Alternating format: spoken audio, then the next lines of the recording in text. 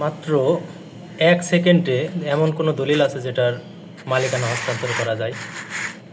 দেখেন, আমার হাতে একটা চেক আছে। এই চেকটি জাস্ট এই হাত থেকে এই হাতে দিলাম, দেওয়ার সাথে সাথে এই হাত থেকে এই হাতে মালিকানা হয়ে গেল।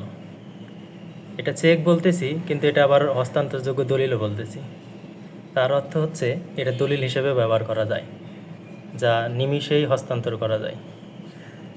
আর এই হস্তান্তরযোগ্য দলিলের সুযোগ নিয়ে অনেকেই প্রতারিত হয়ে থাকেন, বিশেষ করে যারা বিভিন্ন চাকরির প্রলোভনে ফাঁকা চেক দিয়ে থাকেন।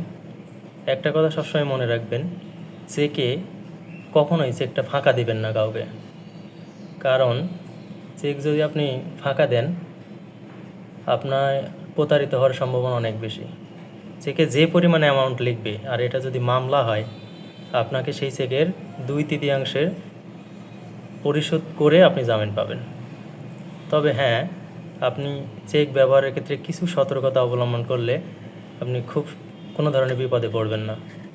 সেটার ক্ষেত্রে যদি কাউকে চেক দিতে হয়, আপনি নিজ হাতে তাকে কী করবেন, সেখানে অ্যামাউন্ট লিখে দিবেন এবং চেকে ডেট বসিয়ে দিবেন।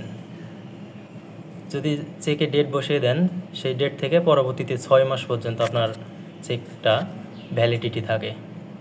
যদি আপনি আরও বেশি চেকটা নিরাপদ করতে চান, তাহলে দেখেন চেকের এই কোণা বরাবর 2টা দাগ দিয়ে দিবেন। অর্থাৎ এই চেকটা তখন যদি হাত বদল হয়, এটা সঙ্গে সঙ্গে মালিকানার ক্ষেত্রে আপনার ব্যাংক অ্যাকাউন্টের মাধ্যমে পেমেন্ট করতে হবে।